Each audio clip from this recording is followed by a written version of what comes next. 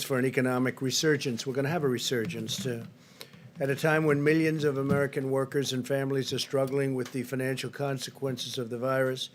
It's critical to continue the medical war while reopening the economy in a safe and responsible fashion. During this time, Americans must maintain strict vigilance and continue to practice careful hygiene, social distancing, and the other protective measures that we have outlined and that everybody's become very familiar with. We continue to be encouraged that many of the areas hardest hit by the virus appear to have turned the corner. For example, recent deaths are down very, very substantially. You can compare that with their peak not so long ago, and you have numbers of 30%, 25%. In Detroit, as an example, it's down by over 50%. Congratulations. And in New Orleans, where they've done a terrific job, they're down 65%. 30 states have just one case or less per 1,000 people, far fewer cases per capita, as an example, than Germany, the United Kingdom, France, Italy, Ireland, Switzerland, Singapore, Belgium, Spain, Norway, the Netherlands, Austria, Sweden. My administration continues to press Congress to replenish the enormously successful Paycheck Protection Program, which has impacted 30 million American jobs. We hope to have an agreement very soon, and hopefully tomorrow the Senate's going to be able to vote. A lot of progress has been made on that, tremendous progress. It's a great plan. It's a great plan. It's helped a lot of people. So we hope to have a vote maybe tomorrow in the Senate. And based on the record low price of oil that you've been seeing, it's at a level that's very interesting to a lot of people.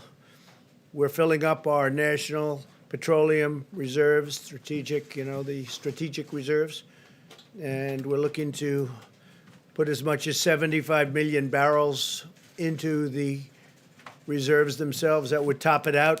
That would be first time in a long time it's been topped out. We'd get it for the right price. We're also pushing for the deal to include an additional $75 billion, our deal we're talking about, $75 billion for hospitals and other healthcare providers. Many providers and their employees have taken a huge financial hit in recent weeks, and visits, elective procedures, surgeries, et cetera, were canceled. We think that they can all get back online. They'll get it done.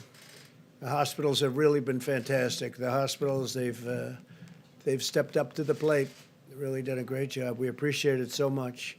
For areas less affected by the virus, we've issued new recommendations about how to safely resume elective treatments.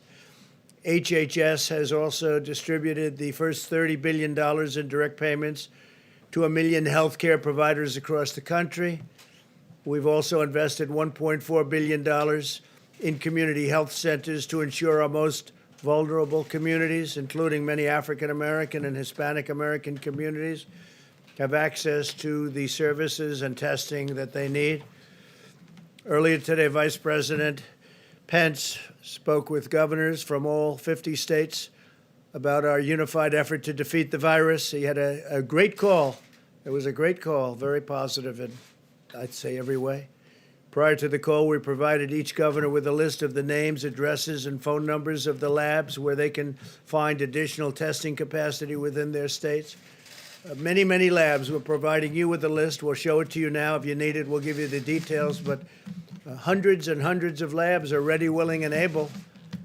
Some of the governors, like, as an example, the governor from Maryland didn't really understand the list. He didn't understand too much about what was going on. So now I think he'll be able to do that.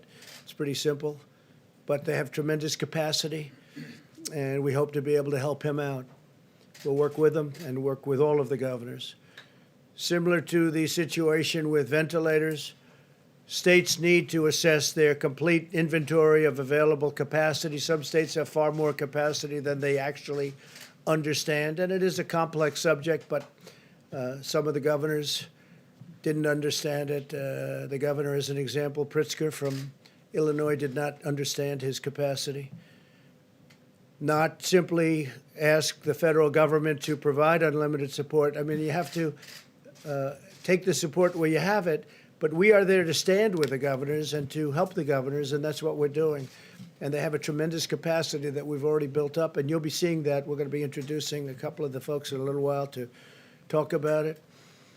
I want to draw your attention to Governor Cuomo's remarks during his press conference today. He said the president is right. The state's testing is up to the states to do, which will implement the tests and logistically coordinate the tests. We have about 300 labs in New York, and they're great labs, actually. And it's my job to coordinate those 300 labs. I think the president's right when he says that the states should lead, and the governor's they're getting it together in New York. A lot of good things are happening in New York, and I think the governor's going to come in to see us tomorrow. He's coming to the Oval Office tomorrow afternoon. Andrew is going to be coming in with some of his people, so we look forward to that. Some of the articles that just recently came about, if you remember, and I put out a statement today, for a month it was all ventilator, ventilator, ventilator. That's all people could talk about was ventilators. And we did a great job with that. We built a lot of ventilators, to put it mildly. We have so many now that at some point soon we're going to be helping Mexico and Italy and other countries. We'll be sending them ventilators, which they desperately need. They were not in a position to build them themselves. But we have thousands being built. Every state they have the ventilators. If they don't, we have almost 10,000 in our Federal Reserve, our stockpile, as they call it. And we did a great job with the ventilators. Unfortunately, the press doesn't cover it other than the fair press. But so then you say, gee, they need ventilators. We don't need ventilators. And that's under pressure we did that. Nobody that needed a ventilator in this country didn't get one. And a story that just came out, how the media completely blew the Trump ventilator story. I'm sure you'd love to see that.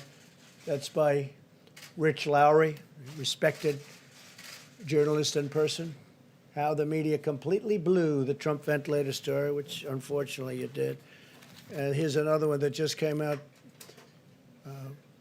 Kyle Smith, the ventilator shortage that wasn't. The ventilator shortage that wasn't. Because we got it fixed. And we're also going to help the states, by the way, stockpile ventilators. So if a thing like this should happen again, they've got them. The stories on testing are all over the place, that we're actually in good shape. I'm going to have the vice president and others speak to you about that, but we're in very good shape on testing, and we're getting better all the time. You're going to see some interesting things. I thought before I went any further, though, I'd like to have General Semonite, who's done an incredible job, tell you where we are. You know, we're still building beds in hospitals for people that need them. I guess the hospital business general is getting pretty much closed out now, but we're creating a lot of space for people just in case, and in some cases they probably will be using them. But I thought the general, he's been so impressive and done such a great job. I thought on behalf of the services and on behalf of the federal government, he'd say a few words about what we're doing right now. Thank you very much, General. Well, thank you, Mr. President. Just want you to know that on behalf of all of us in the Department of Defense, our thoughts and prayers go out to all of those patients and all those victims that have been affected by this terrible virus. And the President and the Vice President talk all the time about the heroes, but when I've been out there, I've seen the doctors, I've seen the nurses, and all those that have worked very, very hard. And we're just so proud to be part of this noble calling. For my team, I really made it very, very simple. I said there's 3 legs of this stool, and they all have S's. There's sites, in other words, hospitals. We've got to worry about supplies, and we've got to worry about staff. And so right when Governor Cuomo called the president about almost 30 days ago, he said, I need some help worrying about what could be tens of thousands of hospital room shortages. So the president and Secretary of Defense asked us to fly to Albany with a team. And on the way up, we understood how complex of a challenge this was. And we knew there's no way you can solve a complex catastrophe with a complicated solution. We needed a very, very simple solution to be able to then work with HHS, us to be able to work with FEMA, to be able to work with the Vice President's task force, and then to be able to power this down all the way down to the local level. Some of the governors asked us to try to build a hospital in a parking lot or a field in 2 or 3 weeks. You can't physically do that. So what we said was, let's go to where there's an existing facility. And I'm going to kind of make this in 2 big pots. Those that are either hotel rooms or college dormitories, smaller rooms, or those that are in real large areas like field houses or convention centers. And we designed those standard facilities that could be either non-COVID or COVID, and then we got that approved here at the federal government to be able to then power that back down. So we went to Governor Cuomo, and he said right up front, I love the concept, need you in the Javits Center, I'm ready to start having you work tomorrow afternoon. So when we flew back that afternoon, the next day, we basically built this standard design and then continued to be able to power it down all the way down through the rest of the team. So I just want to show you a couple slides here, and we'll kind of let you know where we're at right now, Mr. President. We had to do a bunch of assessments. So somewhere in the order of over 1,100 different locations we went to, and we worked for FEMA, we worked for the president, and we worked for governors and mayors. And we said, what do you think your demand is going to be? And based on a lot of the modeling that's been in this room here, we were able to understand when the peak curve was, but we also were able to understand where's the bed shortage. So then these 1,100 facilities, right now today, sir, we're actually executing 32 different facilities. That's on the order of merit of about 16,000 beds. 8 of those are all done. We've still got a lot more to complete. And in the next week and a half, we're going to complete about 15 more facilities. We've got some pending. Some mayors and governors are still wondering, do they have enough bed space? And what's important here is we need a very agile plan. You can't do something 3 weeks ago and think that this is going to continue to stay, because this virus gets a vote. And this entire team, the federal government, has tried to be as agile as they can, supporting those states and those governors. The beauty of the plan, though, is it doesn't have to be built by the United States Army Corps of Engineers. So we designed about an extra 52 facilities. We gave those to the governors, and I've got to be very, very laudatory to the governors. They then imposed and put a lot of those on the ground and did those themselves. So let's go to, I'm just going to show you some real simple pictures here. Go to the next slide if you don't mind. So this is an example of the Javits Center, and you've heard the president talk about it quite a few times. This one, about 2,100 bed spaces.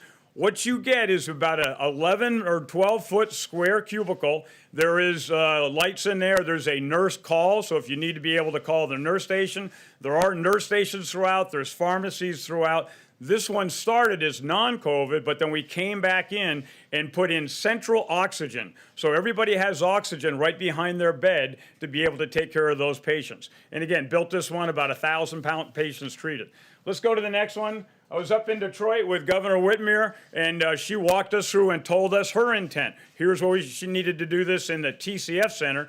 You'll see all the cubicles that are laid out. This is right in the middle of a convention floor where there might be like a boat show or a car show, and then went in and built 970 different capabilities there. And again, a lot of great work by my guys in the Corps of Engineers and the rest of the mayors and the city's team all pulling together. Let's go to the next one. This is called the McCormick Place. Governor Pritzker sat us down. He said, here's kind of our intent of what you want to do. Mayor Lightfoot walked us through, and we went into another large convention center. This is actually 3,000 bed spaces, a very, very large build, and got this one done in a relatively short time. And then here's another one that kind of helps you understand the dynamic here. Go to the next one, please. This is in Miami Beach, and I flew in to see Governor DeSantis. And my guys had kind of scoped out about 450 beds, and he said, Todd, how long is it going to take to build this? And we kind of said probably till the 27th of April. And he went to his health people, and he said, how long do you need? And they said, the day we need this is the 21st of April. And I told my guys, you don't have till the 27th. Figure out how to get it done by the 20th. This is where you don't get to build to be able to have the perfect solution. You got to be able to get the mission essential done. Lives are on the line here, and we've got to be able to get everything done to be able to save those lives. And let's go to the last one here. This is one we're doing right now, Colorado. This is in Denver, another gigantic convention center. You'll see all the different cubicles here to be able to just bring in that oxygen, 6-inch copper pipe that comes in, and it's all piped throughout the entire convention center, 6 miles of pipe that's able to go in to be able to make that happen. And in closing, I just want to be able to say that we are very, very focused in the Corps of Engineers getting this done. But this is all about the team, the federal team, the state team, the local team, the vice president's task force, and a lot of the people sitting here have informed us of how fast we need to go. And it goes back to, again, all the governors and the mayors that make this happen. But I want to reiterate, President Trump has called me 3 times, and Secretary Esper has been on the phone at least one of those times and said, what else do we need to do to set you up for success? Is there any other knobs we can turn to be able to help you go? And you think about that equation of those 3 S's, I think that with the federal government and the mayors and the cities here, we've effectively taken that first S out of the equation. And so I can't tell you, of all the things I've done in my career, this is a noble calling to be able to step up and save American lives. So with that, sir, I thank you very much. Fantastic, Jeff. Thank you very much. Anybody have a question for the general while he's here? Anybody? Because I think it's very self-explanatory. He's done an incredible job. Jeff, do you have a question? Are there more projects, sir, beyond the ones that you've just identified that you'll be working on? So about a week ago, we thought we were about capped at 26. What we're seeing is, and I said the virus gets a vote. We're seeing some of these curves are stretching out where we might have thought we only had 5 or 6 days. We actually have a couple weeks now.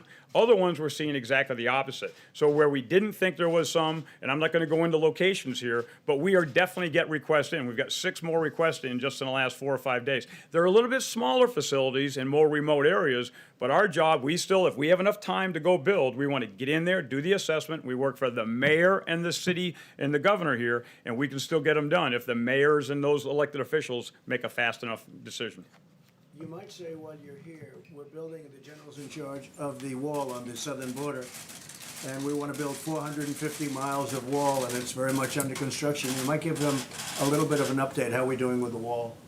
So, sir, I think the most important thing, and you stressed this, and Secretary Esper stressed this, there's really several different priorities here. Our number one priority in Department of Defense and the Corps of Engineers is to protect the team, protect the force. No matter what we do, we've got to continue to take care of our civilians and our service members out there. And so every single thing we're doing, whether we're building for the VA or we're building for civil works projects or for the Department of Defense or building on the southwest border, we are going out of our way. I talked to my commanders this morning. We've got over 4,000 contractors that are on the ground out there, and we've had no positives as of this morning, knock on wood. Same thing with my 400 employees. We're testing them, not necessarily with a more stringent test, but with temperatures to be able to make sure that everybody's safe and everybody goes out of their way to do things the right way.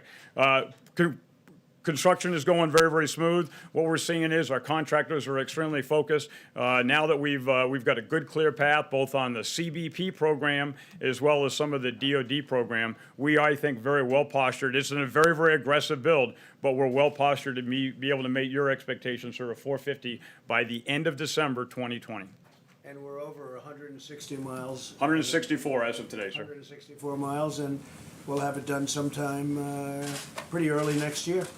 Very exciting. Yes, sir. And you might just say one thing, the quality of that wall in terms of its power for stopping people that shouldn't be coming into our country. So same thing. If you have a standard design that you trust in and it works very well, I've got a pat on the back, Commissioner Morgan. He was very adamant to continue to be able to make sure that it supports his agents. And so we've got a design now that certainly does that. And then we've got a phenomenal contractor workforce that's in there, my Corps of Engineer employees, and it's going in well. We don't see any significant problems. And I think it's also important to point out that we want to do this the right way. So we try to balance this with environmental considerations are out there. We're trying to do due diligence when it comes to anything to do with any of the citizens that are affected. We're trying to make sure that we're protecting all of the things that we need to protect and try to find that balance where we can both meet the administration's directive while at the same time making sure we're doing this so that everybody gets a vote and everybody has a fair shake.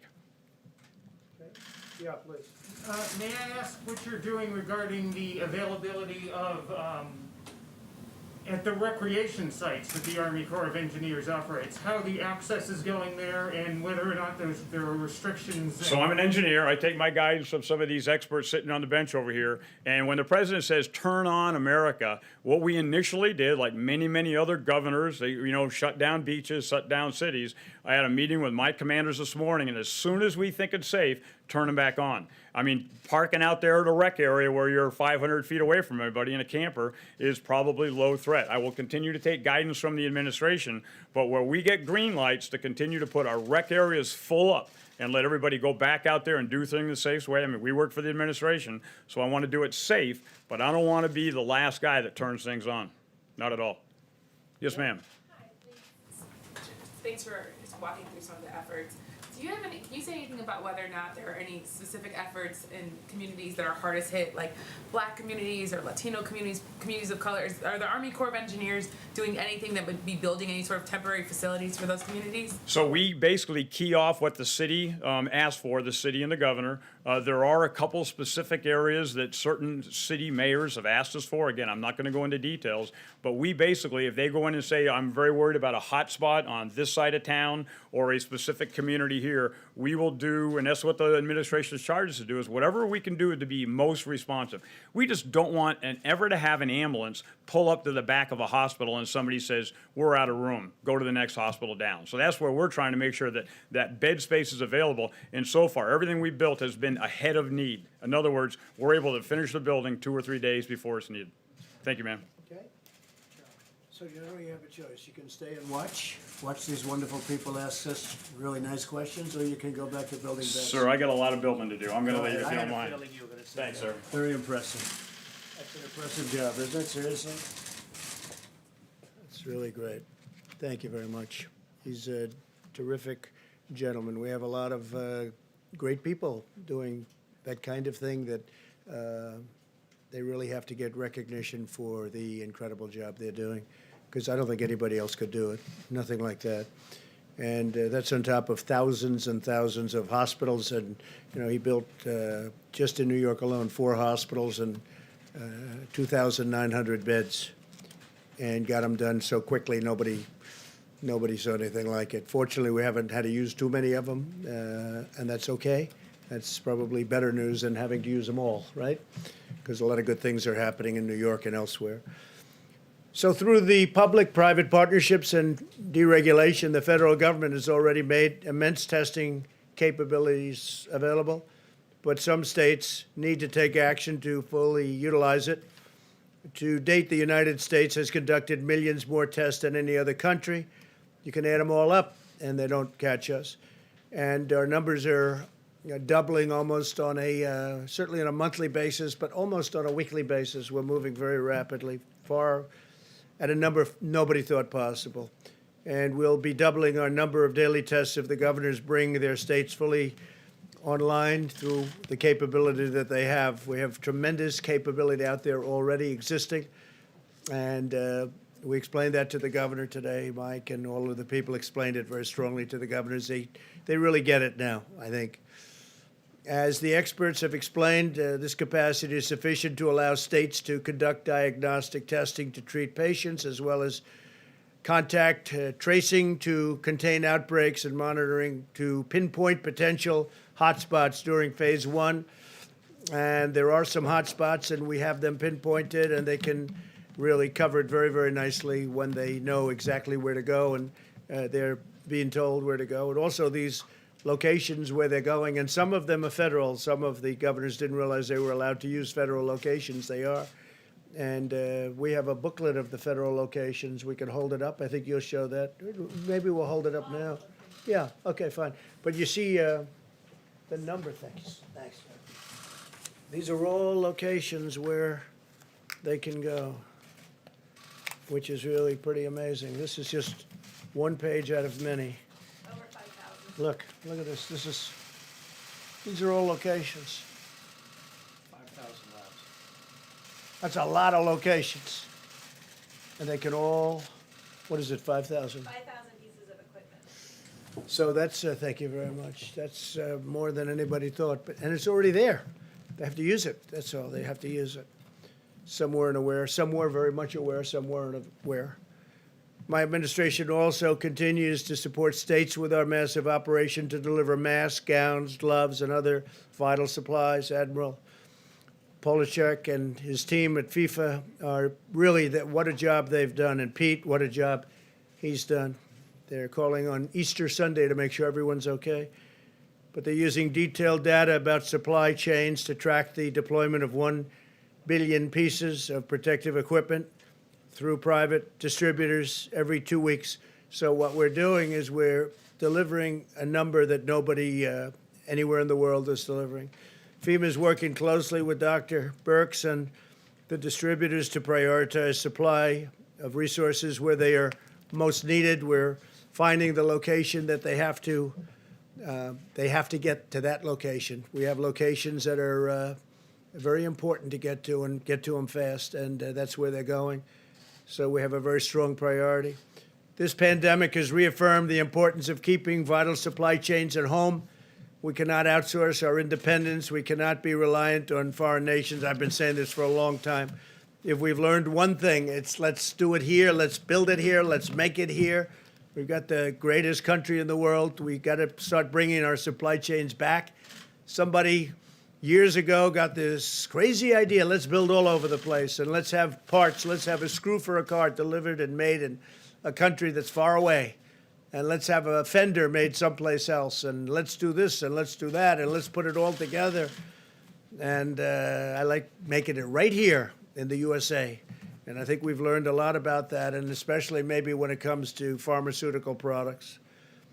We've also conducted major military operations providing cities and states with additional medical capacity, and the incredible 1,800 men and women from the Army Corps of Engineers. You just met with Todd. The job they've done is incredible. But we have nurses, doctors, we have experts in every field all over.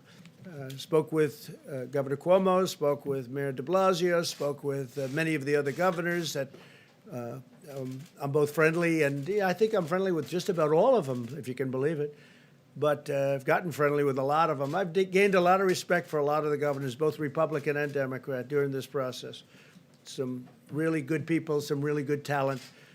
But we're sending a lot of our medical people, not only our construction people like Todd Semonite, but a lot of our medical people are being sent all over the country to different locations. New York City, New York State, New Jersey. I spoke with Phil today. He's doing a terrific job in New Jersey, but New Jersey got hit very, very hard. Phil Murphy, governor. From the day this crisis began, America launched a scientific mobilization of colossal size and scale. Someday they'll be able to write the true story because nobody's seen anything like it. The fake news just refuses to cover it correctly, but that's okay. But the people are understanding, and that's what matters to me. There are now 72 active trials underway across the United States, researching dozens of therapies and treatments, and another 211 are in the planning stages. They're literally mobilizing on therapeutics and also on vaccines.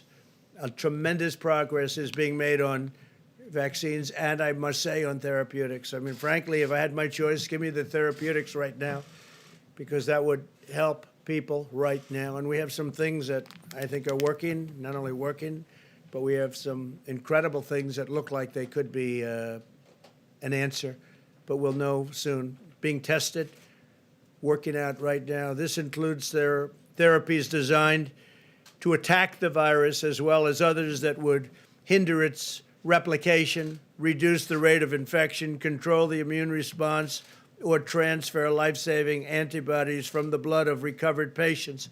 And one of the incredible things that we've seen, and Mike and I were talking about it before, is the fact oftentimes somebody gets very ill from the plague, okay, from this horrible scourge, and they get better and they recover. And the first thing they say is, I want to give my blood. That's happened. The doctors have told me it's happened so much. I want to give my blood. I want to give my blood. And they're doing that. But tremendous things are happening. You'll be seeing that over the weeks. I think we'll be talking about it in the not too distant future.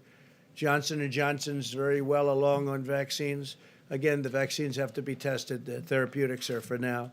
But a lot of good things are happening on both. But ultimately, we also hope to prevent infection through a very safe vaccine. And that'll be a great thing when we have that. And we will have that. So with that, I'd like to introduce Admiral Guar and Brad Smith to discuss some of the incredible things that have been done. And they really are what they've been able to do in a very, very short period of time with and equipment. You're going to see equipment that you haven't seen before. And if you'd just come up, Brad, if you guys would come up, you could give us a little display of some of the equipment that we have and some of the things that are happening having to do with testing, because testing is a big word. Remember, it was all ventilators. And the reason it was all ventilators, they said, there's no way he'll ever be able to catch this one. And not only did we catch it, we are now the king of ventilators all over the world. We can send them anywhere. We have thousands being made a week, and they're very high quality. And that wasn't playing well, so then they said, testing. Oh, we'll get them on testing. Well, testing is much easier than ventilators. Ventilators are big machines that are very complex, that are very expensive.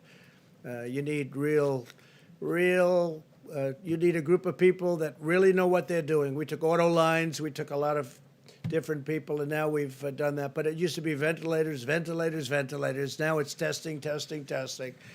And I think the Admiral, and I think that Brad will show you some things that you haven't seen that are really very spectacular, having to do with testing. We're way advanced. The list I showed you, these are places you can go if you're in the States. 5,000 different machines, 5,000. They're all over the country. We have international also, but these are all over the country. But you'll see something now that's really eye-popping in terms of what they've done. And they've done this under great pressure.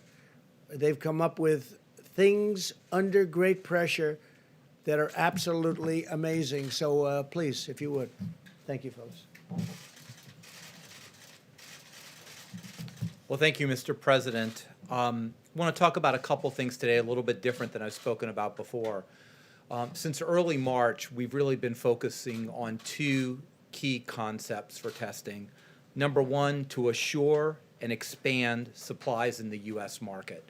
This is really critical because we were talking about really a cottage industry with very minimal suppliers that we were asking to supply over a 2-week period of time the normal production that would be for at least a year.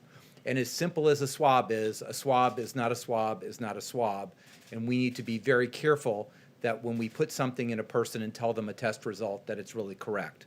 The second component is to secure sufficient supplies at FEMA during this time of peak disease, where we could alleviate any maldistributions within the state. This is the FEMA process of requesting and sending things out and also supporting outbreaks.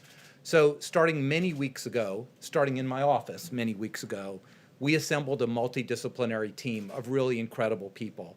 The medical side of the equation, which I represent, the laboratory side of the equation, high-tech side of the equation, logistics and operation. And Brad Smith his day job is director of the Center for Medicare and Medicaid Services, an incredibly important component of our country's CMS system, building the future healthcare system, but has done a really incredible job operationally and logistically in bringing everyone together. We have focused on every piece of the supply chain that relates to testing, down to the most minute detail, and he's going to talk to you about some of that. But that started in the second week of March with starting an airlift, because the only supplier, the main supplier of swabs at that time, was a place in Italy that was completely shut off because of the outbreak in Italy. So Admiral Polubchak arranged Greytail Air Force planes to go to Italy to bring millions of swabs back to Secure. That's just how it started, and it's expanded since then. The second part is we've been really marrying, and this has been the beauty, the logistics and supplies to the overall strategy. Two pieces of strategy. Number one, what is the overall testing strategy? And Dr. Birx has had just an elegant strategy in the past, but even more important in the future, when we make sure we take care of indigent populations and those most vulnerable. So the clinical, the contact tracing, and the monitoring of those who are at most risk. We've also married it to the strategy, and you've heard more than you wanted to know about it, that a small machine that's point of care is good for certain things, but it's not going to test 5,000 people over a short period of time. So the small machines, the medium machines, and the large machines, and how to contextualize them. And the third thing, before I give it to Brad, which is very important, and it's really critical, is coordinating the research, the epidemiology, and the FDA regulatory process. And why is that so important? When we started 5 weeks ago, if we wanted to test this many people with the technology we had, we would have used about 80% of the strategic national stockpile in PPE just to do testing. We needed an innovation That innovation was to be able to test out of the anterior nose with a completely different kind of swab. It sounds very mundane, but if you don't do that, you can't get the testing to scale. That allowed us to really go to widespread testing. Last week, moving to polyester swabs, which is going to open up millions of new swabs onto the market. But that's a regulatory science and innovation step that had to co-occur with this. And with that, I'm going to let Brad talk about some of the details that he has really shepherded over the past weeks in ways that have truly been amazing and incredibly impressive to me. Well, thank you, Mr. President. It's an honor of a lifetime to be here and serving in this way. I've been working under Dr. Birx's and Admiral Gerard's leadership over the past several weeks to help increase the supply of testing across the United States. As you all know, there's really three parts that you need to make the test work. First, you need the machine, which, as Dr. Birx will share more and the President spoke to, we have a very, very large number of those across the United States. It's about making sure that we're taking advantage of them. The second part of the testing is making sure that we have the collection supplies to actually be able to collect the specimen, and I'll talk a little bit more about that. And then the third part is making sure that you have the materials you need to support the machine to ensure that you can actually process the test once it gets to the lab. I'll let Dr. Birx talk more about the machines here in a second, but as you'll see, across the United States, we have a tremendous number. They range in variety. So we have some very small machines that do point-of-care testing. They may do, say, 50 to 100 tests a day. We also have other very large machines that can do several thousand, process several thousand tests a day. On the collection supply piece, I'll talk through a couple different kinds of collection that can be done. So for the nucleic acid test, which are the tests that are currently being done today, you generally need a swab of the nose. To do that, you need the swab, you need the collection tube, and you also need the transport media that it can be transported in. We have a very large number of swabs already in the country, but we have secured an additional 30 million in production that will be ramping up over the next several weeks. One company located in the Northeast, we're going to be using Title III of the DPA to help them build 4 new production lines. They are currently the largest swab producer in the country, and this will help them ramp up their production tremendously to over 20 million additional swabs a month. A second company located in Ohio is currently the largest Q-tip maker in the country. We're helping them convert their line from making Q-tips into making swabs. They are actually ramping up production starting this week of swabs and will be ramping up to over 10 million per month. So in total, that's over 30 million new swabs that will be coming just over the next handful of weeks. The second piece is on the collection tubes. The collection tubes, we've been partnering with Oak Ridge National Lab, a Department of Energy lab based in Tennessee. They have very unique and sophisticated injection molding manufacturing capability, and they are in the process of ramping that up to create collection tubes, and they will be ramping up to over 40 million collection tubes a month here over the next several weeks. In addition to the swabs, we believe that as testing progresses, there'll be other types of testing like serological testing that will occur. And those samples have to be collected in different ways. So many times, some of those tests will require a finger prick. So in addition, we've secured over 17 million lancets, which is what you use for the finger prick, so that we have those available, as well as 17 million alcohol swabs, which is what you need to clean the finger before you do the finger prick. In addition, although folks are not talking about this much yet, we also believe that businesses across the country may want thermometers to test folks as they come into the office. And so we've secured over 650,000 infrared thermometers that states and businesses will be able to access to be able to test folks as they come into work. So I think we've made tremendous progress on the collection side. In addition to the collection side, we've been very focused on ensuring that the labs have what they need. To process a specimen in a lab, you really need two things. You need something called an extraction kit, and you need something called a PCR test. In order to be able to fully process a test, you need both of these things. Sometimes these things come together, and sometimes they come separate. For some of our point-of-care tests, including the Abbott and Cepheid tests, they come together. They are ramping up production rapidly to over 3 million of those tests per month, and these are tests that did not exist even a month ago. The second piece is on some of these large machines. They also sell complex cartridges that come together. One of the big manufacturers is that has already ramped up production from about 1.6 million a month to more than twice that already, and that's already occurred.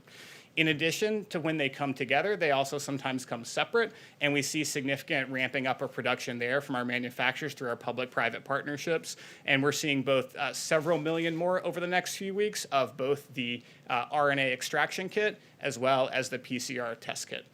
So with that, thank you. Mike, please. Thank you, Brad. Thank you, Mr. President, and I share your admiration for this remarkable team, from the Army Corps of Engineers to Brad, to Admiral Giroir. They're doing a remarkable job every day. As the President mentioned, today we had our weekly conference call with governors across the country, states and territories, and I was able to convey to them our appreciation for the leadership that every governor of every state and territory has provided. Thanks to their leadership, thanks to the extraordinary cooperation of the American people, despite the fact that more than 770,000 Americans have contracted the coronavirus, and our hearts grieve for the more than 41,000 Americans who've lost their life. The truth is that as we stand here today, we are slowing the spread. And as the President reflected, we continue to see steady progress in less cases, lower hospitalizations, even in hotspots around the country. And we commended America's governors for their efforts in that regard. We are preserving our healthcare capacity, as the General with the Army Corps of Engineers reflected. The President's direction, we've built a great number of hospitals around the country, but the utilization rate has been fairly low because of the mitigation efforts, the cooperation of the American people. We have not had to use them. And that, as the President said, is very good news. In a word, we thank governors across the country for taking actions, decisive action, to save lives and to make a difference. I reminded them that we're all in this together. We have one mission, we're one team. We spoke on the conference call about last week's guidelines to open up America again. And we heard from governors across the country about the progress that they are making. We spoke to governors from New Jersey, Connecticut, Florida, Louisiana, Texas, and Michigan about their ongoing efforts at social distancing, and addressed questions that they had about needs that have been spoken of already in this presentation today. In addition, as we promised last week when we spoke to governors on Thursday about the guidelines to open up America, our team presented every governor in the country, states and territories, with a memorandum detailing laboratory capacity in all locations of laboratory equipment for diagnostic tests that can perform the coronavirus test. We also provided, as Dr. Birx will elaborate in just a few moments, literally a map about where these testing devices are located. And I must tell you, Mr. President, I was very impressed at the way governors, as we speak, are scaling testing in their own states using these resources. Our hope is that by providing this information, and by our team that we've enlisted out of Walter Reed, that's contacting every one of the laboratories in the country to find out what their needs are and to encourage them to activate those testing machines to do coronavirus testing, that will continue to be able to support a state-managed effort to increase testing even more. But a few highlights. Governor Doug Ducey announced antibody testing for 250,000 health professionals this week and first responders, a partnership between the state and the University of Arizona. We spoke today about Governor Gavin Newsom's announcement that he set up a task force for testing, 5 to 7 high-capacity testing hubs in partnership with UC San Diego and UC Davis to increase testing in high-capacity labs around the state of California. We heard from Governor Ron DeSantis, Mr. President, about the efforts of the state of Florida. I believe he said that at this time Florida had conducted 275,000 coronavirus tests, and they're in the process of a major expansion of statewide testing with the goal of opening up additional sites and using the Florida National Guard to test residents at nursing homes and long-term care facilities in Florida. We also recommended today to every governor's attention the public health website that the state of Florida established, which has useful information on a county-by-county level about where testing is happening. Mr. President, as you said, governors are utilizing testing assets. They're managing and deploying these resources as they see fit. And at your direction, we're going to continue to work very closely with them. Other governors that we spoke with included Governor Gretchen Whitmer of Michigan. There are 13 new or expanded coronavirus drive-through testing sites in Michigan that her team has stood up with Michigan Primary Care Association, and we assured her that we would continue to work as Brad and Admiral Giroir are literally working around the clock to make sure that they have the supplies to support all of that testing. As the President said, Governor Hogan, who always begins our conference calls as he's chairman of the National Governors Association, expressed appreciation for last week's guidelines to open America up again, and his appreciation on behalf of all the governors for the list of laboratories in each individual state. He did raise the issue that we had included on the list Department of Defense facilities that have laboratories and machines, and also other federal facilities, many of which are in Maryland. And I was able to assure Governor Hogan and every governor on the call that we will make all of those laboratories available across the country to every state as the need for testing capacity continues to scale. And so this is one more step where you see the Army Corps of Engineers, where you literally see thousands of military doctors and nurses on the streets of New York and other cities around the country. This is one more step where we're literally, as the President said from early on, are leaving no stone unturned, and we are delivering a whole of government approach for our states as they deal with the coronavirus outbreak. Governors are continuing to expand testing, and we assured them that we're going to continue to work in every way to support their efforts to do just that. I will say again, as we've said before, as Dr. Birx comes up to explain to you what we delivered to the governors today, we told the governors once again today that by our best estimates, we have enough testing capacity today for every state in America to go to phase 1 if they meet the other criteria of 14 days of reduced cases and sufficient hospital capacity to prepare for any eventuality that may occur.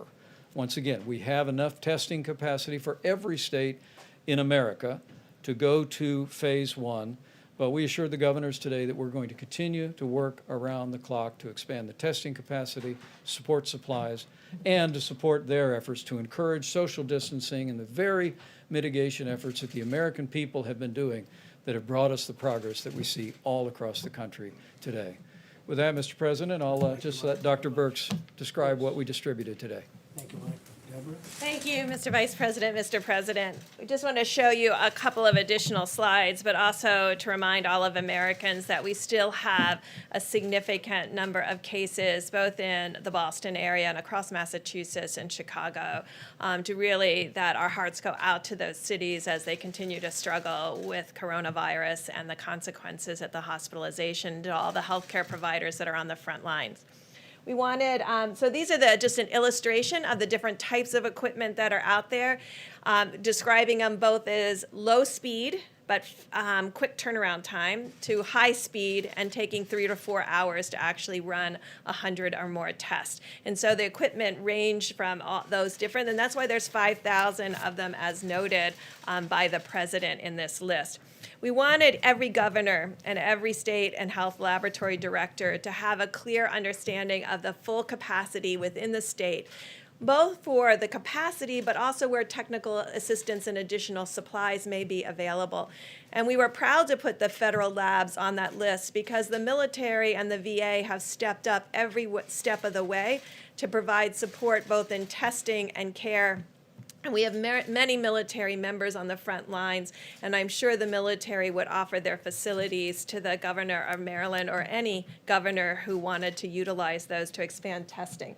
So next slide, I'm just going to run through them very quickly. So every governor not only received the Excel spreadsheet with the complete list of the equipment and the zip code of the location and the laboratory to really be able to create a mosaic of laboratories of the high speed and low speed equipment together to meet the needs of their clients, depending if they're drive-through or hospital needs. So this is what Florida looks like. Next slide. This is what Louisiana looks like. Next slide. Maryland with significant capacity. Next slide. Virginia with significant capacity throughout the state. Next slide. New York, obviously a lot of capacity in New York City with overlapping capacity. It's important to know where this is because then hospitals and labs can support each other when they need surge capacity. Next slide. This is New Jersey. Next slide. Pennsylvania. Next slide. Massachusetts. Next slide. Ohio. Next slide. Oklahoma. Next slide. Washington. Next slide. I think that's Wyoming. So we wanted to show both in states that have large populations and in states that have lower populations. You can see that in general, the number of machines match their population. And we're working with the Walter Reed Group and the American Society of Microbiologists and all the lab directors to really create a web of understanding of what the capacity is currently, what the capacity can be, and how the federal government can support them in developing their strategies linked to the overarching federal strategy of testing as outlined in our guidelines. Thank you, Mr. President. Question for Dr. Burks? Yeah. Dr. Burks, University of Southern California and the LA County Public Health put out a report today that suggests that the penetrance of the virus is as much as almost 40 times what it was believed to be, that as many as 442,000 people in LA County may have been infected, which suggests two things. It suggests that you have a lot more people out there who could be spreading the virus, but it also suggests that the case fatality rate is more in line with the 2017-2018 flu than what we've seen in some other areas of the world. But I'm wondering if you've seen that and what your thoughts were. So we're looking at all those studies very carefully, and I think you will remember over the last 3 weeks I've been talking about the level of asymptomatic spread and my concern about asymptomatic spread because with flu and other diseases, when people are sick, it's easy to contact trace. When people are not sick and shedding virus, you have to have a very different approach, a very different sentinel surveillance approach, a sentinel monitoring approach, which we outlined in the guidelines. And it's why the guidelines took that very seriously. We knew that was unique for respiratory diseases, but it was because we were very concerned about the level of asymptomatic. And if you remember, we talked about younger age groups may have more asymptomatic disease, and your asymptomatic disease may decrease with your older age groups, and that your symptomatic disease might increase with age groups. This is still our working hypothesis. We have no data right now still to support that, but it's these kinds of studies that help that. We know that New York and Detroit and other cities are very interested, which we want to also support them in testing for frontline responders, first responders, and healthcare workers because we think their exposure may have been the greatest. What we don't want to do, and I'm just going to do another 30 seconds on testing. These tests are not 100% sensitive or specific. And I'm going to go over this over and over again. So if you have 1% of your population infected, and you have a test that's only 99% specific, that means that when you find a positive, 50% of the time it will be a real positive, and 50% of the time it won't be. And that's why we're really asking people to start testing in among the first responders and the healthcare workers that may have had the greatest exposure, because that's where the test will be most reliable. And then when we have the luxury, we can go out to broader and broader communities. But this has been the fundamental question to begin with and has been persistent. And we will emphasize to the American people again, this is a highly contagious virus.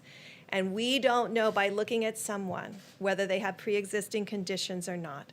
And so all of us, as far as protecting others, must continue to do all of the recommendations to ensure that when we are in an asymptomatic state, we're not passing the virus to others. Question for you as well. The governor of South Carolina announced today they're going to open some stores with restrictions, but they just told my colleague Natasha Chin that they have not achieved that criteria in the White House guidelines about the downward trajectory for 14 days. So shouldn't they not be reopening stores today? We have asked every governor to follow the guidelines, just as we've asked every American to follow the guidelines put out by the president. But each of the governors can decide for themselves whether they've reached specific guidelines in specific areas. I had a question, I think, on Saturday about Jacksonville. and their beaches. So I did spend about 5 hours going to every state website, and I will tell you that the Florida Department of Health website is extraordinary, and this is what every Department of Health should have, because when you go to that website, you can see that most of the cases are in southern Florida, in the Miami, Fort Lauderdale, Broward County area. And if you look in Jacksonville, they had less than 20 cases per day and less than 800 in 4 weeks. And so these are the kinds, when you inform the public and give them the information that they need, then they can make decisions along with the local government and governors. So I'm not going to say specifically with South Carolina because I don't know their specific website right now, and I don't talk about data unless I've seen it myself.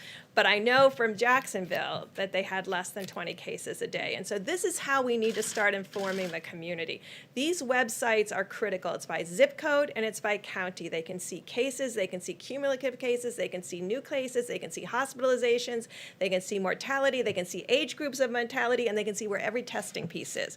This is how we have to inform the American public, and this is where the American public will develop confidence in each of their counties and local governments. I was hoping you can comment. The Vice President mentioned that there's enough testing capacity right now to proceed to phase 1. But what about phase 2 or phase 3? Are there enough machines, or enough cartridges, are there enough reagents right now for the sort of reopening that the administration is envisioning taking place over the next month or two? So you can see the current machine outline, and you can see that both of these gentlemen have prepared to have everything ready for phase 2 and preparing it now for what we will need in the future. And I think that's what you saw with the ventilators. That's what you're seeing with PPE. It's not just for today, it's for tomorrow. And it's our federal planning is not just for this instant. It's making sure that we meet the needs of this instance, but we're planning for 30 and 60 and 90 days ahead. I would just agree with Dr. Birx completely. We are ready right now to enter phase 1, and we are ramping up all our capabilities across the board, not just to achieve what's necessary for phase 2, but 2x, 3x, 4x, so that we will be absolutely over-prepared when the nation is ready to go into those phases. President Trump. And by the way, not everybody agrees that we have to do that much testing. We're going maximum. You understand, there are some people that don't want to do that much testing. But we're going maximum. We're going to the outer limits. And I think that's the way probably it should be. Jeff, go ahead. Mr. President, to return to a topic that you opened the press conference with on oil, U.S. crude futures today went below zero, went into negative territory. Went negative, Yeah. like interest rates, they go negative. Does that make you want to see Saudi Arabia and Russia and OPEC Plus do more Well, to it's for reduce short term. supply? Much of it has to do with short sellers. Much of it has to do, if you look a month into the future, I think it's at $25 or $28 a barrel. So a lot of people got caught. They got caught, and there are a lot of people that are not too happy because they got caught. So if you take a look at it, you'll see it's more of a financial thing than an oil situation. But because you take, I believe, in a month or so, in other words, go a little bit out, it's at $25 and $28 a barrel. So it's largely a financial squeeze, and they did get squeezed. So would you like to see, however, Saudi Arabia and other countries make more Well, cuts? we've already done that, where Saudi Arabia's cutting back, Russia's cutting back, Mexico's cutting back, and the OPEC Plus, they call it OPEC, plus additional states are cutting back. And, you know, the problem is nobody's driving a car anywhere in the world, essentially, 184 nations. Factories are closed and businesses are closed. And so all of a sudden, we had really a lot of energy to start off with, oil in particular. We had a lot. And then all of a sudden, they lost 40, 50% of their market. So it just stopped. So it's going to be picking up, and the energy business will be strong. But they cut back. It could be 20 million barrels, but it's, let's say, 15. And that was between Russia and Saudi Arabia. But this had to do with the squeeze, and it was a very tough squeeze. A lot of people got... You don't think they need to do more right now? Well, they're going to do more by the market, to be honest. Look, same thing over here. If the market is the way it is, people are going to slow it down or they're going to stop. That's going to be automatic, and that's happening, yeah? Mr. President, on criminal justice reform and these SBA loans, I got an email earlier this morning from a fella in the Northwest who owns a supply business. And he has a felony on his record, nonviolent felony, in the past 5 years, which under SBA guidelines makes him ineligible for one of these PPP loans. So he has now had to let go 50 employees, many of whom are criminals trying to get back into society. I don't believe there's anything in the CARES Act that would restrict. If you give me the name of the company and his name, I'll have that checked out, John. I'll do that. It's a friend of yours? No, not a friend of mine. No, it's just somebody who Why did contacted he me call? out of the blue. He called you to say he's a criminal, and why did he get a loan? Or Because he wanted to apply for an SBA loan and couldn't, and wondered how that squared Okay, with if you your. give me the your- name, I'll look into it. I'd like to look into that, okay? Caitlin, go Reopening ahead. the country. If these companies that open and they have employees come back to work and they get sick, will these companies be liable? Which companies are you talking about? Under Any what? companies that open, manufacturing, any kind of company that opens, So employees go back to we work, have- they get sick, will the I'll company give you be an liable? answer to that. I'll give you a legal answer to that when we look it up, but we are trying to take liability away from these companies. We just don't want that because we want the companies to open and to open strong. But I'll get you a legal opinion on that. I'll get you, well, that's what I'm saying. I'll get you a legal opinion on You that. guys haven't discussed that yet? Nobody's discussed it, no, but we will, now. Have any business executives have voiced concern to you about being Not liable one, potentially? not one. They didn't say Not that at on the this call point, last week? but we're gonna look because they have talked about general liability. So I'll get you a specific answer from the lawyers, okay? Go ahead, please. Thanks, Mr. President. I wanted to follow on oil. When you were talking earlier, you were talking about the PPP deal and then mentioned the SPR. In the first stimulus package, even though you had announced Well, that but you know the price of oil right now, don't you? I do. Do you know the price I do. of oil? I actually do. It's negative I actually do. $37. Of course, Yeah. nobody's ever heard of negative oil before, but it's for a short term. In your opening remarks, you were talking about the PPP deal, and then you mentioned the 75 million barrels of oil that, Yes. that you previously had said you wanted to purchase. Yes. You weren't able to get funding for that in the first deal. So I'm wondering, are you? Well, at the price you're talking about, you don't need funding. They pay you, see, you know? If you can go get it Because right in the now, next if you can 24 get it, hours, that's yeah. true, if you can get it. So my first question is, are you asking for Well, that funding at a as part of minimum, the we'll let PPP people deal? store, so we'll store it, we'll use it as storage, and charge for it. But people need storage desperately, and we have massive storage under the petroleum. So you're not going to make it a requirement of the PPP interim funding deal? It's that's not a coming question of together? requirement. If we could buy it for nothing, we're gonna take everything we can get. The only thing I like better than that is where they pay you to take the oil. But that's a short-term squeeze, you understand that, so I don't think you're gonna see that. But no, we'd like to have Congress, this is a great time to buy oil. And we'd like to have Congress approve it so that we could, instead of just storing it for the big, usually the big companies, because I think we have 75 million gallons right now capacity. That's a lot. It's, we've been building it up over a period of time, but that's a lot, 75 million barrels. So we're going to get, either ask for permission to buy it, or we'll store it. One way or the other, it will be full. Okay, please. Mr. President. Go ahead. Sorry, You yeah. finish up. We'll go right to you. Yeah, some senators, including Senator Kramer, have called on you to stop Saudi oil shipments that are on their way right now.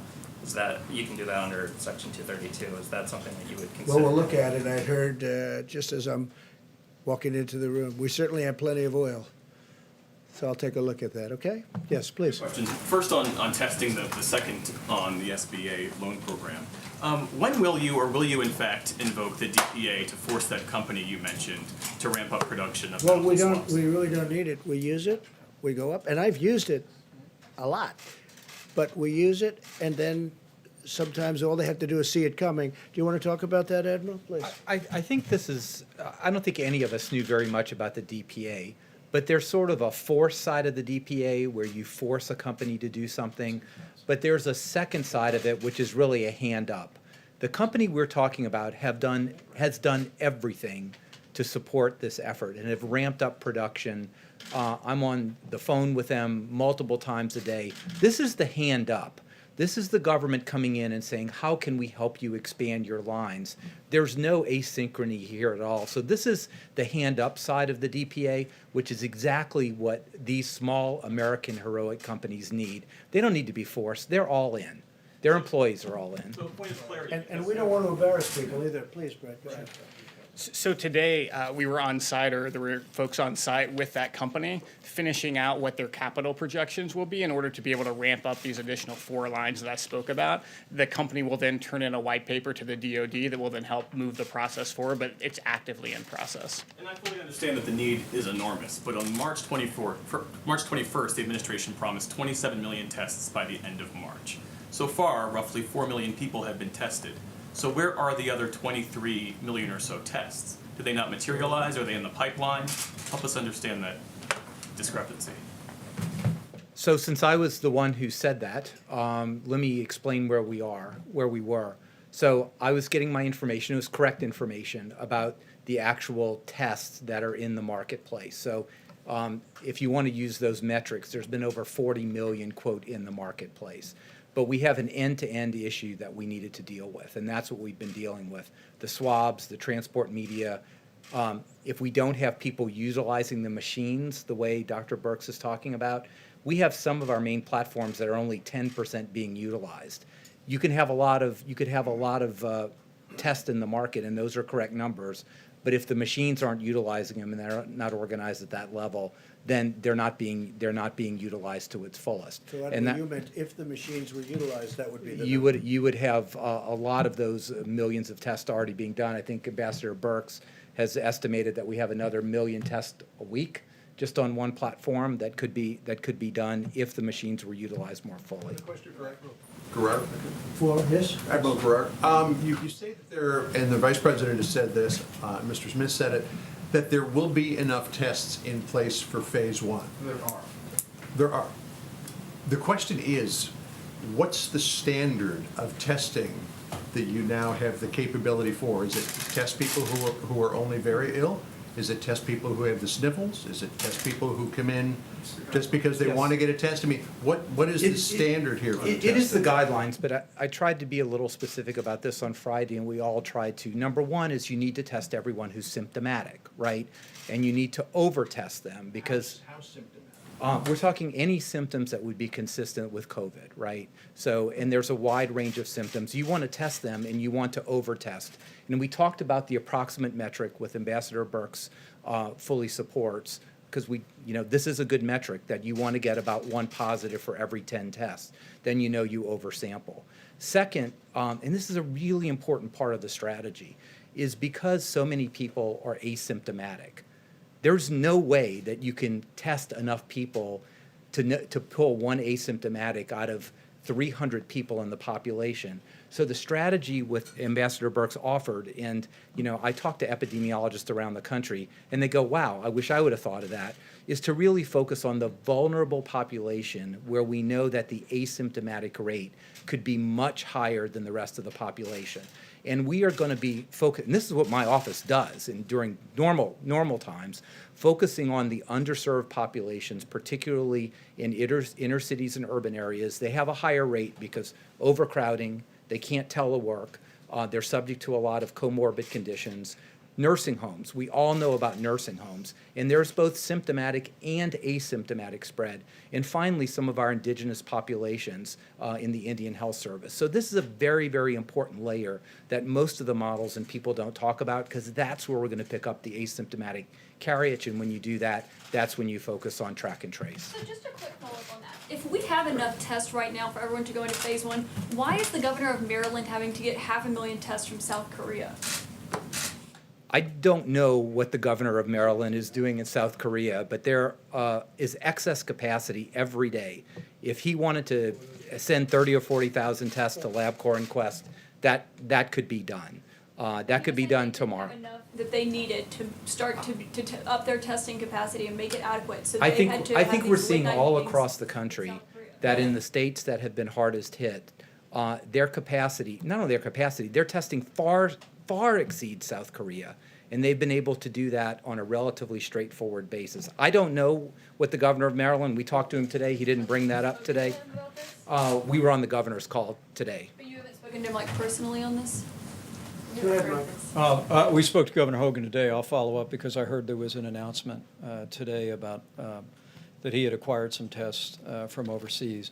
Maybe we could put the slide back up that showed the number of facilities just in the state of Maryland.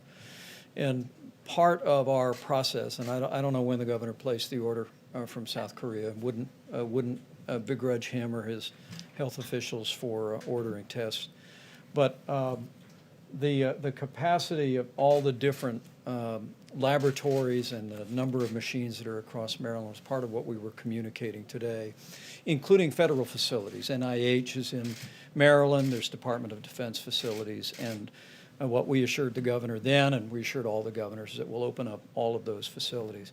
But John, back to your point, there was one other element of that, that's the phase 1 testing, and I can't really describe it as well as the doctors here, but it's the contact tracing piece.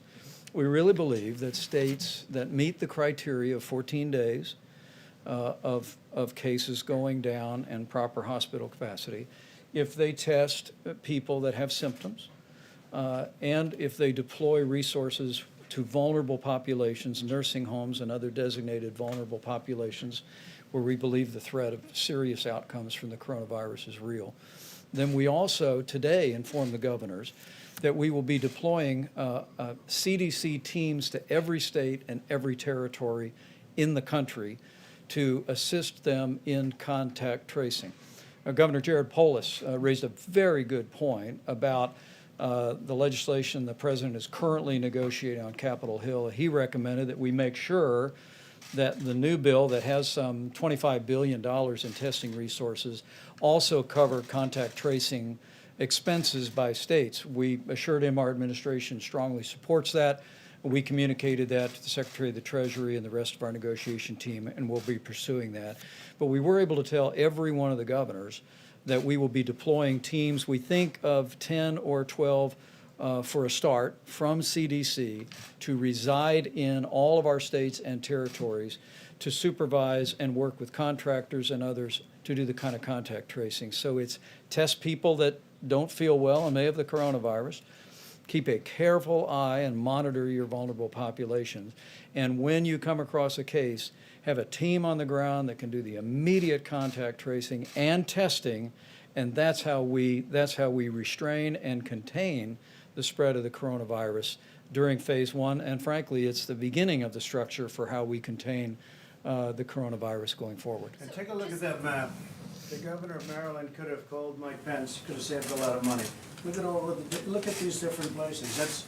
That's Maryland right there. So could have saved a lot of money, but that's okay. To go to South Korea for No, I don't those think he needed to testing go to kits? South Korea. I Have think you he guys needed to get a little contacted him? knowledge would have been helpful. On the Yeah. SBA loans, do you think it's right that major corporations, major institutions like the Ruth's Chris restaurant chain like Harvard University apparently got a lot of money under the CARES Act, money that was supposed to be earmarked for small business owners? Do you think that's fair? Well, I know And one if- thing, I didn't get any. That's for sure. I didn't get any. We'll look at individual things, and some people will have to return it if we think it's inappropriate. But should the criteria be changed that that money goes to people who need it? Well, it's being done by great professionals. It's being done by banks, and as you know, community banks all over the country. That's what they do. They loan money, and they're supposed to do it according to not only criteria, but according to what we think is right.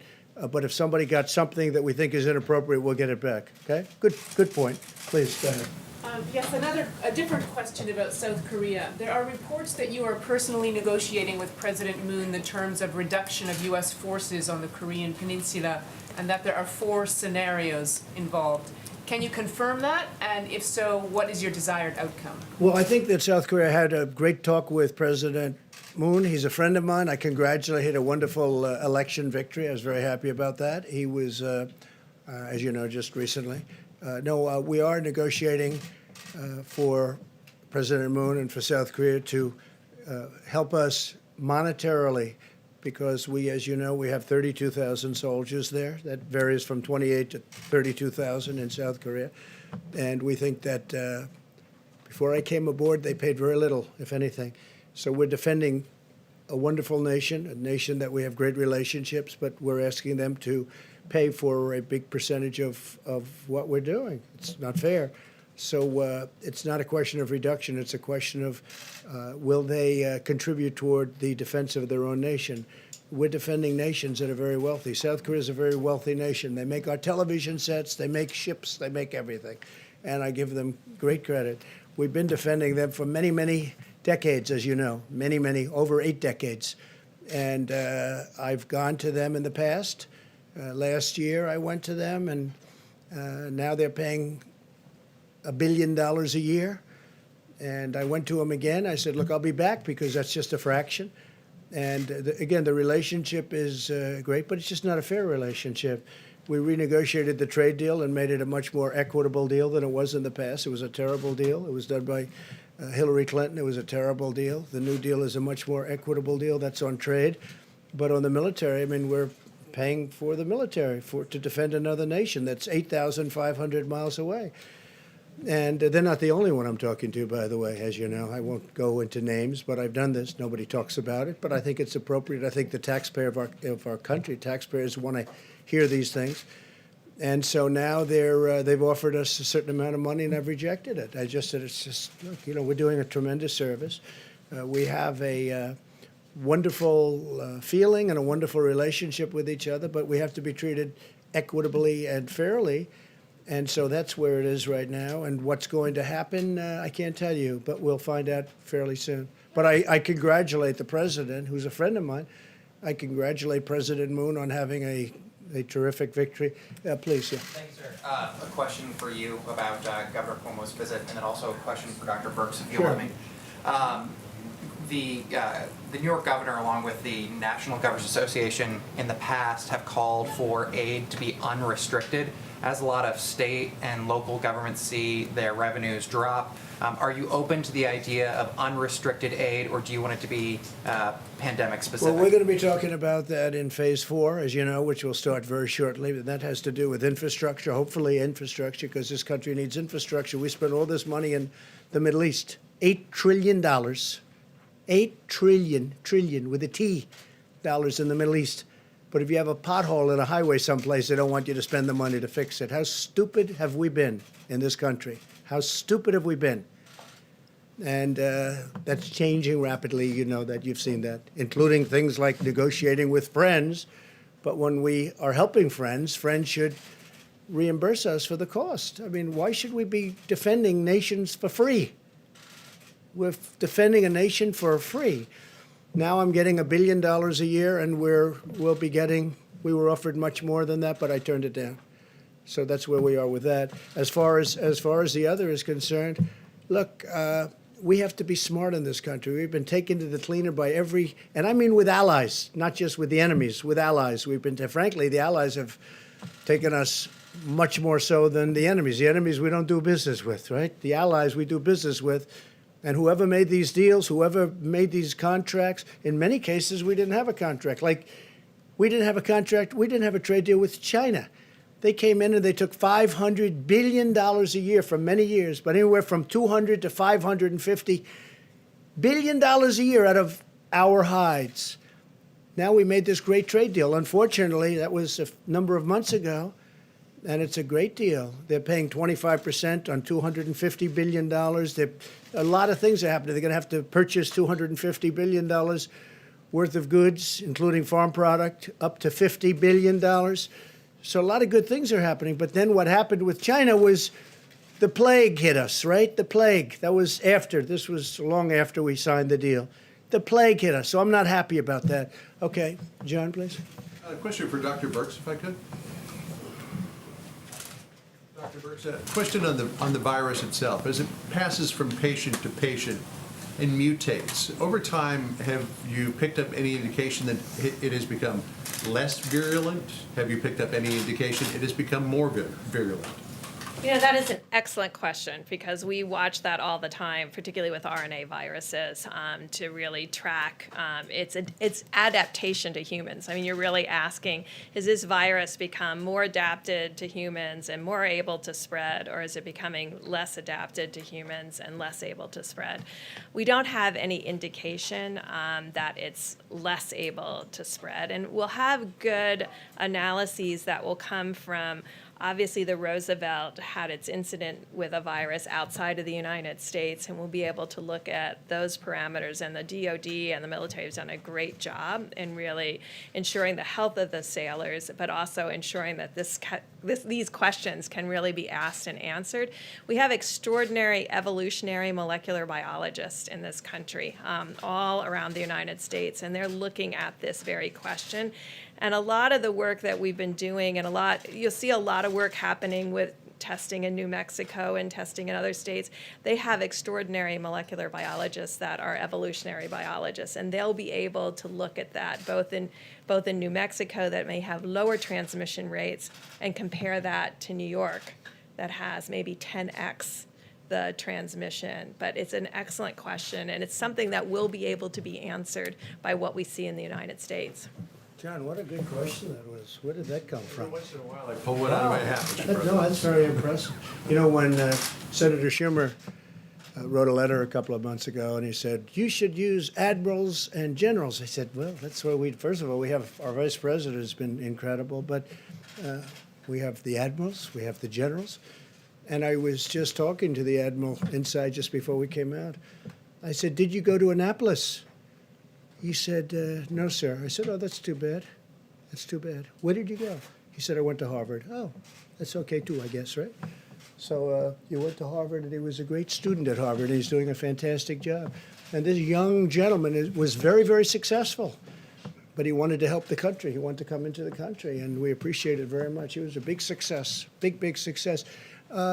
Let's do here and there next, okay? We're all set. Good. Thank you, Mr. President. I was hoping you talked about your meeting tomorrow with Governor Cuomo that you mentioned. Is there a reason he's coming all the way down here? I don't know. He wanted to, and Is that sort of travel we, believe it essential? or not, we get along.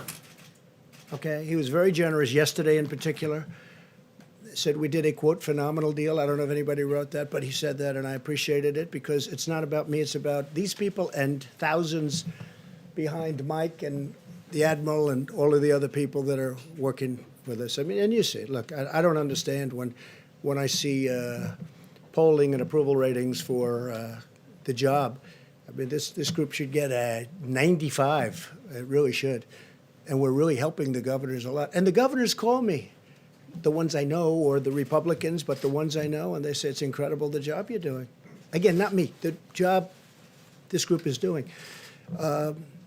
And you sit here, and I'm watching from the corner, and I'm just saying, boy, it's incredible stuff. When you watch the general get up, General Semonite, and talk about boom, boom, boom, you don't see that. You don't see that. When you hear the Admiral speak about the testing, how good it is, and yet people don't like to say it. But remember, it was all about ventilators a month ago. Ventilators. Then we fixed it. You don't hear about ventilators. Where is the ventilator? Jeff, you haven't asked about ventilators recently. What's going on? What about ventilators? We're helping other countries now because they can't have. They're very hard to come by, and they take a long time to make, like years. It's incredible the job they've done, that our people have done, and also private companies have done. You know, you talk about the act. We don't like to use it unless we have to, but a lot of times just the fact that you have it gets you everything you need. So, you know, we don't want to embarrass any of the companies, but we have used it on a number of occasions, and it worked, but it works just as well before you have to use it because they don't want to be embarrassed, and I don't want to embarrass them because they've done a great job. But please, go ahead. Thank you, Mr. President. No, I think right behind you, I promised. I cannot tell a lie, so and we'll get you next, okay? We'll get you next. Talking to her or me? No, you. Me, okay. Well, thank you so much, Mr. President. My question, I have two questions. The first one is on testing. You talked about the idea that first it was ventilators, now it's testing. You seem to maybe possibly be implying that talking about testing is a personal attack on you. Can you explain why you think talking about testing is a personal attack, given that the access to testing has been an issue for a long time? There's bipartisan outcry still today that there's not enough testing. Why do you think it's a personal attack on you? Well, it's not bipartisan, it's mostly partisan, but more importantly than mostly partisan, it's incorrect. You have the experts. Look at these maps. I mean, you have the maps with so many different locations. In the case of, as an example, Governor Hogan, he didn't really know. It was very obvious to any of those listening on the call today, even though you weren't supposed to be on it. I'm sure that some of you were, or representatives were. He really didn't know about the federal laboratories. Would you say that's correct, Mike? He didn't know. He didn't know. And Mike doesn't like to get into this stuff. He's less controversial than I am, but he didn't know about it. And if he did know about it, he would have been happy. No, we've done a really good job in testing. Now, with that being said, we have tests coming out perhaps over the next 2 weeks that will blow the whole industry away. Now, a lot of people love the Abbott test. So do I. You know, the Abbott test is great because it's boom, they touch, they put it in 5 minutes you have. The problem is that doesn't do massive numbers like the big machine. But the big machine takes a day and a half, you know, with delivery and everything else. But we have tremendous testing capability. Remember this, we've tested more than any country in the world by far. In fact, I think I read where if you add up every other country in the world, we've tested more. But remember this, we're dealing in politics. We're dealing with a thing called November 3rd of this year. Do you know what November 3rd represents, right? You know better than anybody in the room. November 3rd of this year, it's called the presidential election. No matter what I do, no matter where we go, no matter how well we do, no matter what, if I came up with a tablet, you take it and this plague is gone. They'll say, Trump did a terrible job, terrible, because that's their soundbite. That's the political soundbite. They know the great job we've done. But with all of that being said, and also there is a thing that somebody could talk to if they want, but I don't want to bore you with it. Not everybody believes we should do so much testing. You don't need so much. We're talking about maximum. The reason that the Democrats and some others, maybe because they don't know, they want maximum because they want to be able to criticize. Because it's almost impossible to get to the maximum number, and yet we've been able to do it already. But with that, and you'll be seeing this over the next couple of weeks or sooner, we have a test. If it comes out, it'll revolutionize the whole world of testing. It'll be something really special. So I don't view it as personal at all. What I do say is it's something that's not fair to thousands of people that have done such a good job. The second question I have about your language and how you approached the coronavirus at the beginning. I interviewed someone who said that his family got sick. They went to a funeral in mid-March. And they said mainly because the president wasn't taking it seriously. He said, if the president had a mask on, if he was saying we should stay home, then I would have stayed home. Well, Instead, I have family members. He said his family members were sick, and because they were listening to you. And do you feel like, or are you concerned that downplaying the virus maybe got some people sick? And a lot of people love Trump, right? A lot of people love him. You see him all the time, right? I guess I'm here for a reason, you know? To the best of my knowledge, I won. And I think we're going to win again. I think we're going to win in a landslide. But just so you understand, you're talking about March, right? Yeah. And yet, excuse me, I know, I understand. And yet in January, a certain date, you know the date better than I do, we put on a ban of China where China can't come in. And before March, we put on a ban on Europe where Europe can't come in. So how could you say I wasn't taking it seriously? Do you know, I put on a ban on China before anybody in this country died. I put on a ban. And so you tell me, Nancy Pelosi she wanted to have a street party in Chinatown in San Francisco at the end of February. That's a month later. And then they tell me it's only a political talking point, but you feed into it because you're too good a reporter to let that happen. Really, you are a good reporter. You're too good a reporter to let that happen. Remember this. So at the end of January, I put on a ban. People that were in that room will tell you, I think there were 21 people. I was the only one in the whole room that wanted to do it. Fortunately, I was the one that counted for that purpose. We put on a ban because I was reading bad things about China. World Health Organization should have told us. But I was reading it with or without them. They should have known. All they had to do was read it. They didn't have to even be there. But they tried to cover up for China. World Health covered up for China. But no, wait, but you can't say this. Look, I put on a ban. In other words, I stopped China from coming to the United States. I stopped Europe from coming into the United States long before the March date that you're talking about. So people should say I acted very early. That was a very hard thing to do. Doing that was a very hard thing. I didn't want to do that, but I did it because I thought, and Dr. Fauci said that by doing it, President Trump saved tens of thousands of lives. So I did take it very seriously. You held rallies in February and in March, and there are some Americans. Oh, I don't who know. say- I don't know about rallies. I really don't know about rallies. I know one Rallies thing. in February. I haven't left the White House in months, except for a brief moment to give a wonderful ship the comfort. You held a rally in March. I don't know. Did I hold a rally? I'm sorry, I hold a rally. Did I hold a rally? Let me tell you, in January, when I did this, you had virtually no cases and no deaths, and yet I put it on. So how could I not? Why was Nancy Pelosi, right? Nancy Pelosi is holding a street fair. She wants a street fair in San Francisco in Chinatown to prove, you know what the purpose of it was? To prove that there's no problem. Many other politicians did the same thing and wanted to prove. While I was, no, of course not. No. I've been, people are amazed at how early I acted, and I did act early. With that being said, it's very hard to say, let's close down the greatest economy in the history of the world. I had to close down, I and everybody else that works with me and 300 and close to 350 million people built the greatest economy in the history of the world. Best employment numbers, best stock market numbers, best numbers in virtually every category, even good manufacturing numbers. The previous administration said manufacturing was dead for our country. Even great manufacturing numbers. And you know what? I did that, and somebody walked into my office and said, sir, you're going to have to close down the economy. You're going to have to close the country. But you know what I say to you? We're going to rebuild it. And we're going to rebuild it better, and it's going to go faster than people think. I built it once, I'll build it a second time. Please. Mr. President, thank you. Shariana from America. Please. Go ahead. We have, going back to the topic of friendship and bipartisanship, Americans, with the exception of Pelosi, Schumer, and even Romney, Americans have seen an unprecedented chapter of bipartisanship and cooperation on the political landscape. On a personal note, what has been the most significant signal that your relationship with Democrats below the leadership level have changed for the good of America? I think it's a great question because there is bipartisanship. Look, we're getting the paycheck plan. It's already $350 billion was approved, essentially unanimously, and we have another 250, which I think you're going to find out is going to be a higher number than that. Okay, I won't say it now because I don't know if they've released it or not, but it's going to end up being more than 250 billion.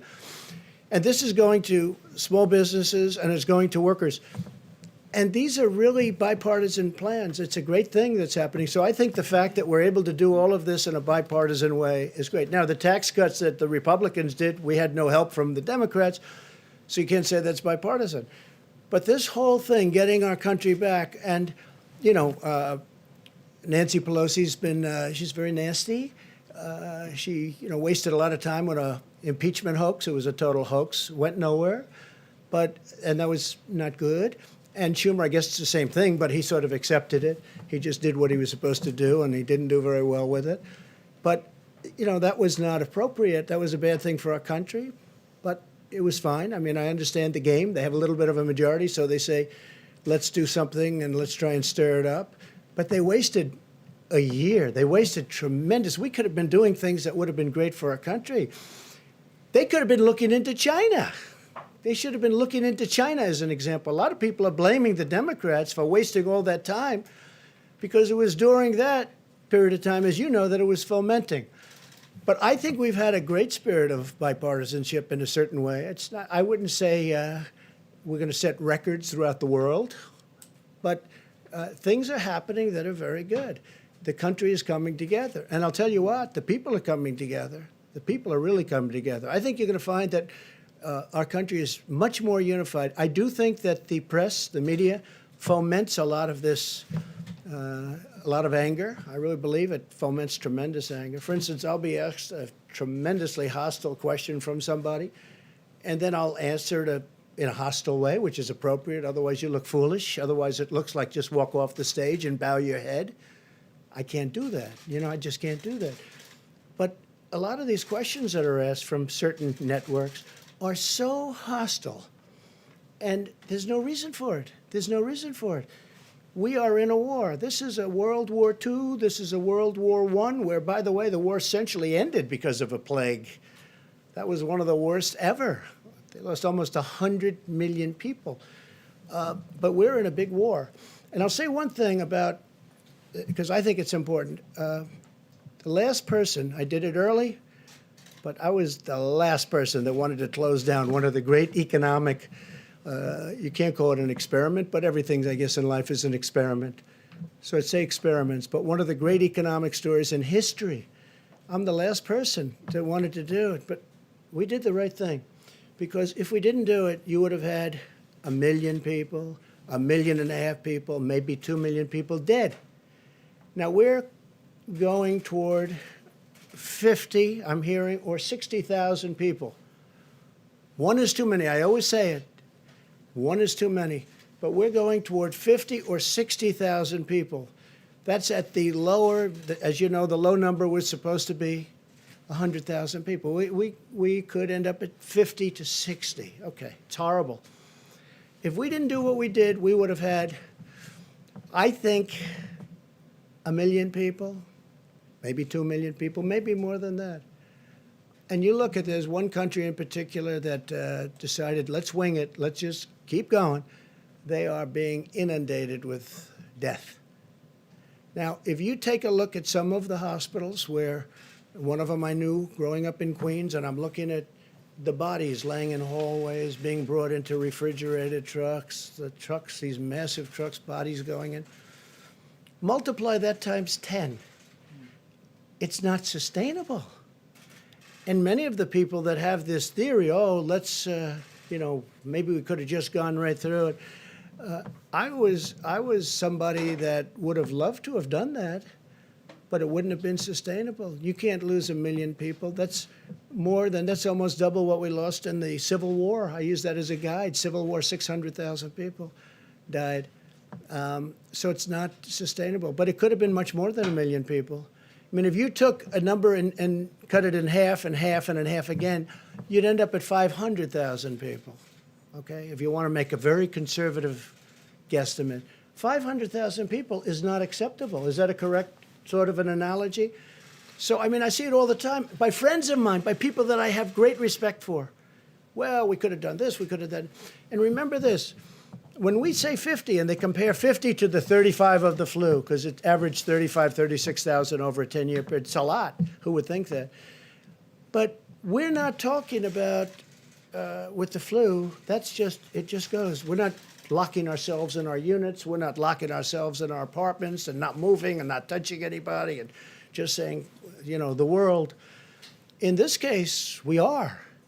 And we're still going to lose between 50 and 60. But if we just kept it going on a normal basis, which is really the only standard that you can compare it to with the flu, because that was a normal basis. You get into an airplane, you travel to Florida, you go to Texas, you go wherever you're going. But in this case, if we didn't do anything, the number wouldn't be 50 to 60,000. The number would be 1 million people dead. It would be 1.5 million, 1.2 million, maybe 700,000. It would have been a number in like that. Because, and it's so important because I see so much, you can't compare it. Because I'll tell you what, the people of this country, what they've done, they've gone out of the way they've lived. It's not great. It's terrible. Maybe the first 3 days, and then all of a sudden, you see what's going on. They want to get going, and I get that fully. But I just say this: if we would have done that, we would have lost anywhere from 1 million to more than 2 million people. Now, with all of the death that we've seen at 50 or 60,000 people heading toward, right now it's at 40, but 50 or 60,000 people, probably over 54, I see. But that's with our guard up. If we took our guard down and just said, okay, we're just going to keep this open, we would have lost millions of people. Can you imagine? Look how bad it looks now when you look at the bodies, when you look at Hart Island in New York where they have the mass grave and all of the things that you see. Can you imagine if we had the guard down, if we didn't do anything and we just said, let's ride it out? It would not have been sustainable in any way. It would have been an atrocity. So we've done the right thing. We've really done the right thing. And the people that have worked so hard and dangerously, I'll tell you, again, I say it, but I watch those doctors and nurses and medical people running into those hospitals, and they don't even have their gear on. Forget about gear, whether it's great gear or not, and we're bringing in the best gear in the world. But they're running in with open everything, and they're the job. They're like warriors, the job they're doing. But if we didn't do the moves that we made, you would have had 1 million, 1.5 million, 2 million people dead. So multiply that times 50. You're talking about you would have had 10 to 20 to 25 times more people dead than all of the people that we've been watching. That's not acceptable. The 50,000 is not acceptable. It's so horrible. But can you imagine multiplying that out by 20 or more? It's not acceptable. So it's a very good question. I appreciate it. We'll see you tomorrow. We'll see you tomorrow. Can I ask you about Larry Hogan's response to what you just told me, Mr. President? Mr. President, a question about children. Thanks, everybody.